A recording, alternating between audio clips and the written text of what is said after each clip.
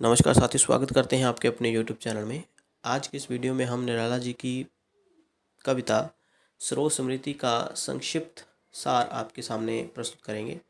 एक वीडियो में हमने राम की शक्ति पूजा, जो कि निराला जी की ही कविता है, लंबी कविता है, उसका संक्षिप्त सार आपके सामने रखा था। और हम वादा करते हैं कि किसी अन्य वीडियो में हम सरोज स्मृति की महत्वपूर्ण पंक्तियाँ और राम की शक्ति पूजा की महत्वपूर्ण पंक्तियाँ भी आपके साथ साझा करेंगे, व्याख्या सहित। तो इसका पहले संक्षिप्त सार पढ़ लेते हैं सरोज स्मृति कविता की। और इसका संक्षिप्त सार पढ़ने से पहले हम इसका परिचय पढ़ लेते हैं, कविता का क्या है। पढ़ना शुरू कर रहा हूँ साथियों। परिचय।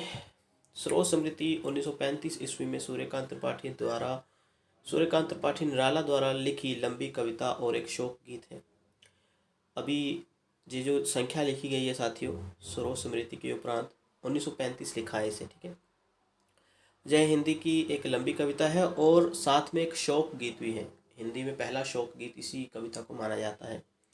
निराला ने यह शोक गीत 1935 में अपनी 18 वर्षीय पुत्री सरोज के निधन के उपरांत लिखा था। सरोज उनकी पुत्री है, ठीक है। इसका प्रथम प्रकाशन 1938 या 39 को माना जाता है, लेकिन ज़्यादातर आपको 1938 ही देखने को मिलेगा। और द्वितीय अनामिका के प्रथम संस्करण में इसका प्रकाशन हुआ था। ओके, अनामिका मतलब इनका काव्य संग्रह है, जो इनका प्रथम संस्करण 1923 में और द्वितीय जो है 1938 में प्रकाशित हुआ। ओके, आगे कुछ और जानकारी आपके साथ साझा कर रहा हूँ साथियों, देखते हैं। इस कविता में उन्होंने अपने शोक के साथ साथ समाज के प्रति आक्रोश और व्यंग्य प्रकट किया है। इसकी तुलना रामविलास शर्मा ने विलियम शेक्सपियर के किंग लियर से करते हुए लिखा है कि हिंदी में ही नहीं, अंग्रेजी में भी ऐसे शोक गीत दुर्लभ हैं। तो इसको आप कोट कर लीजिए, लिख लीजिए, इसको इम्पोर्टेंट है।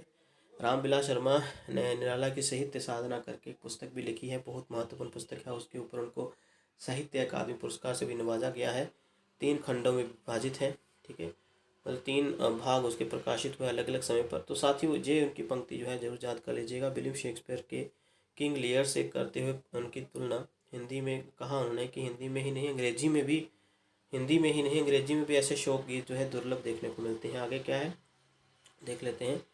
यह कविता हिंदी के सर्वश्रेष्ठ शोक गीतों में से एक मानी जाती है। निराला ने इस कविता के विषय की गंभीरता के बावजूद इसके लेखन में हल्के फुल्के शब्दों का प्रयोग किया है। तो इसका संक्षिप्त सार पढ़ते हैं।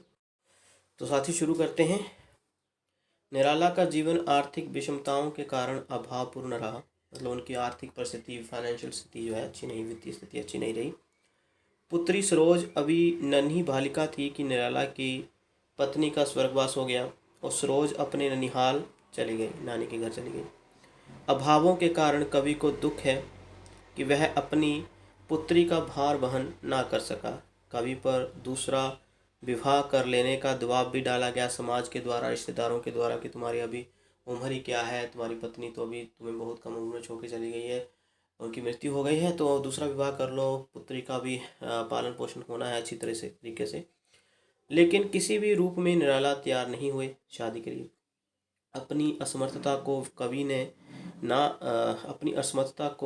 कवि ना केवल कोसता है, बल्कि अपने आज तक के कर्ममय जीवन को हो भ्रष्टशील के से शतदल कहकर अभिशाप भी देता है कि मैं जो जीवन जी रहा हूँ वो एक प्रकार का भ्रष्ट जीवन है। ओके। पेशे से कवि निराला आजीवन साहित्य साधना में लगे रहे। हमें पता है पूरा जीवन उन्होंने साहित्य को दे दिया। लेकिन मठाधीश, प्रकाशकों और संपादकों ने निराला की रचनाओं को जटिल, क्लिष्ट, निरर्थक आदि कहकर अस्वीकार कर दिया। देखो, उनकी कविताएं जो हैं आम जन की जो हम कह सकते हैं कि नॉलेज में, उनके ज्ञान में आने वाली कविताएं, ऐसी नहीं कि झटपट किसी को समझ में आ जाए। उसके लिए निराला को समझने के लिए आपको पहले साहित्यिक ज्ञान का होना बहुत ज़रूरी है, ठीक है।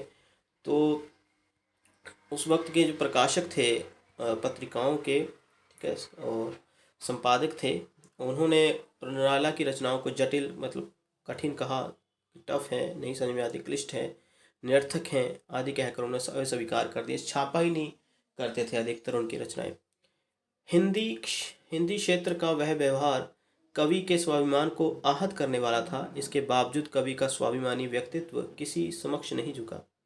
हाँ, इसका दुख अवश्य उसे सालता रहा। कवि अपनी असमर्थता के कारण पुत्री सरोज से मिलने उसके ननिहाल भी बार बार नहीं जा सका।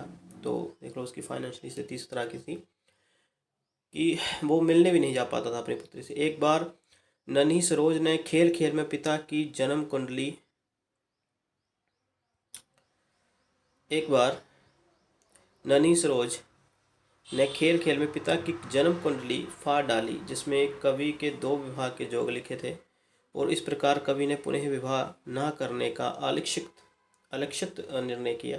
अलक्षित माफ करेगा। तो उन्होंने कहा, मन में ही कहा कि मैं कभी विवाह नहीं करूंगा, क्योंकि उसकी पुत्री ने हालांकि खेल खेल में ही फाड़ दिया था। उसकी जन्म कुंडली में 2 विवाह के संकेत थे, लेकिन उन्होंने कहा कि अभी पुत्री ने ऐसा कर दिया तो मैं इसको सीरियसली लूँगा, गंभीर से लूँगा।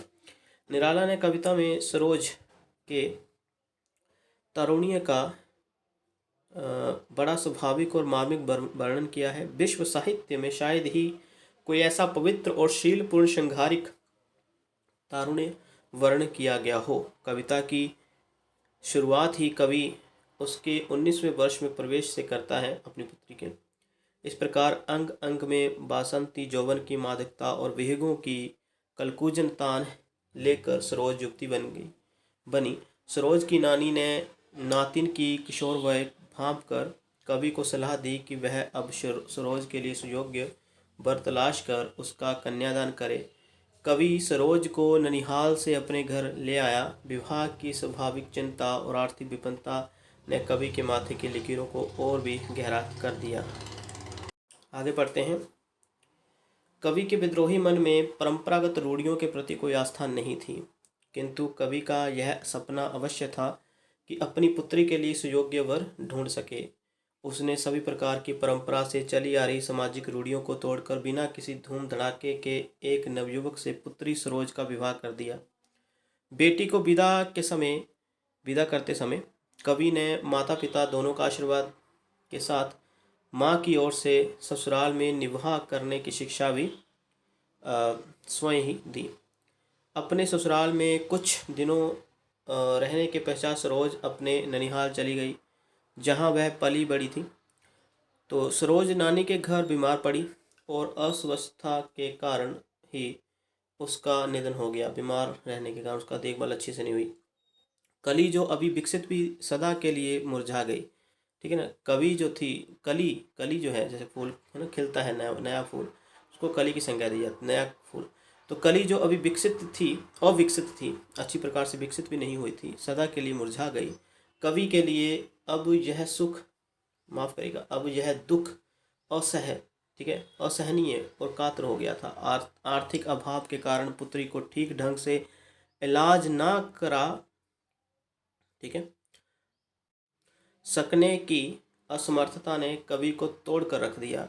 यह दुख आमरण मतलब मरते दम तक कवि के अंतर्मन को सालता और कचोटता रहा। कवि के जीवन में यह ऐसा दाग था जो मृत्यु पर्यंत कभी धुंधला ना हो सका और दुख कातर होकर सरोज स्मृति में ढल गया। तो साथियों, ये देखिए कि ये जो महान लोग हुए हैं, जैसे निराला जी की हम बात करें, बाकी को तो मुझे खास नहीं मालूम। निराला जी ने बहुत ज़्यादा आर्थिक विषमताओं का सामना किया है। उनकी एकमात्र पुत्री, जिसका पालन पोषण वो खुद नहीं कर सकते थे, ननिहाल में भेजा। ननिहाल से वापस आई तो उसका विवाह किया गया।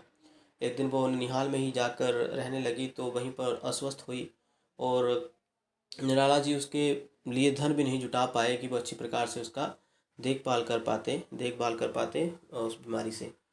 तो हम कह सकते हैं कि ये जो महान लोग हुए, जिसको हम पढ़ेंगे, जब तक हिंदी साहित्य है, निराला जी को पढ़ा जाएगा, लेकिन वो किस हालातों से गुजरे हैं, है ना, कैसी आर्थिक विषमताएं रही होंगी कि उनके पास पैसे नहीं रहे अपनी पुत्री के इलाज के लिए। तो ये बहुत मन को कटोचती हैं, ये बातें मतलब पीड़ा देती हैं। तो ये रही कविता सरोज स्मृति, और अपनी पुत्री के लिए समर्पित थी, और हिंदी का पहला शोक गीत, और माना जाता है पूरे ब्रह्मांड में ऐसा शोक गीत जो है देखने को नहीं मिलता है। तो सार था ये, हालांकि इसकी काव्य पंक्ति जो महत्वपूर्ण है, परीक्षाओं में अक्सर पूछी जाती हैं, वो आपके सामने हम प्रस्तुत करेंगे किसी अन्य वीडियो में। तब तक अपना ध्यान रखिए। धन्यवाद।